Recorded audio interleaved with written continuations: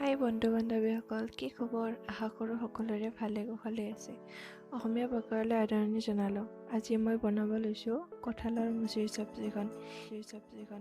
ই খাবলৈ বহুত সোৱাদ হয় যদিহে ইয়াক ভালদৰে বনোৱা হয়। এনেকুৱা চব্জি পালে মাংসৰনো কি প্ৰয়োজন, নহয়নে বাৰু? প্ৰথমে কঁঠালৰ মুচিটো ভালদৰে কাটি ধুই ল'লোঁ। আলু দুটাও দি ল'লোঁ আৰু কুকাৰত অকণমান পানী দি তাত নিমখ দি এইখিনি অকণমান বইল কৰি ল'লোঁ, এটা চিটি অহালৈকে।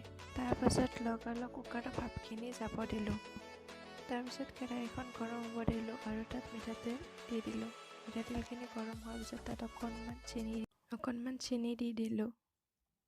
আৰু আমাক লাগিব এটা ডাঙৰ চাইজৰ পিঁয়াজ আৰু তেজপাত, শুকান জলকীয়া, পাঁচফোৰণ, জিৰাৰ গুড়ি আৰু জালুকৰ গুড়ি আৰু আদা নহৰু আৰু জিৰাৰ পেষ্ট।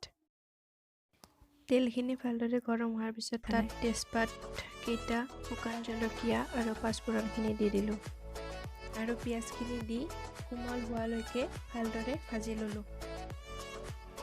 ইয়াত একেলগে মই আদাৰ পেষ্টখিনিও দি দিলোঁ। মই ইয়াতে কেইটামান কণ বিলাহীও দি দিছোঁ। আপোনালোকে ইচ্ছা কৰিলে ডাঙৰ বিলাহীও দিব পাৰে আৰু নিদিলেও কোনো কথা নাই।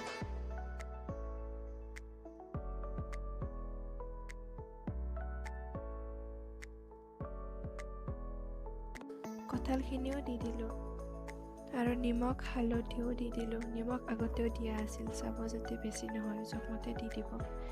মই ইয়াত একেলগে জিৰাৰ পেষ্টখিনিও দি দিলোঁ। তাৰপিছত ভালদৰে ভাজি থাকিলোঁ আৰু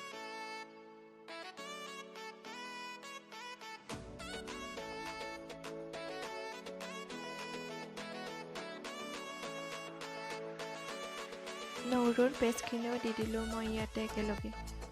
আৰু এইখিনি মই এনেকৈ বহুত টাইম ভাজি থাকিলোঁ আৰু ইয়াক যিমানে ভাজিব সিমানে সোৱাদ বাঢ়ি যাব ইয়াৰ।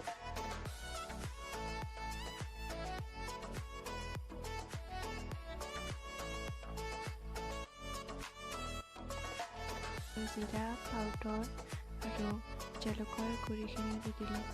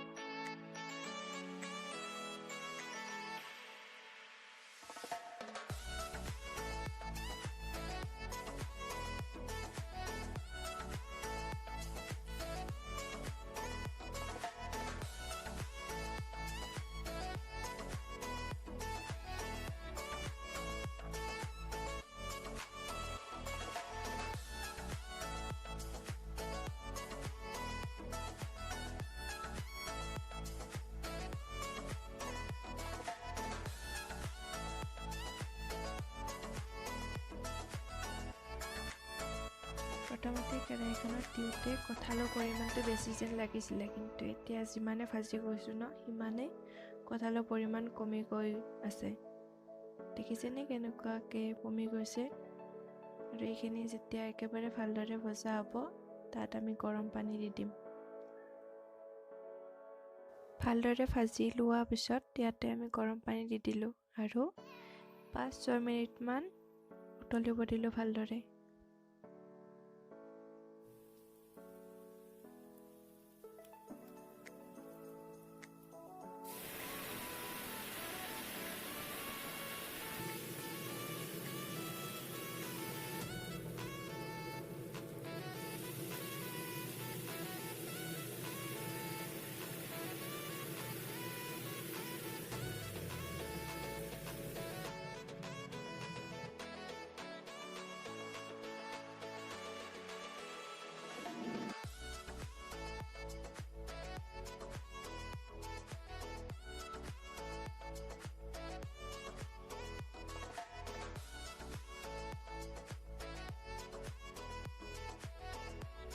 যেতিয়া পানীখিনি শুহি গ'ল তেতিয়া মই গেছটো অফ কৰি দিলোঁ।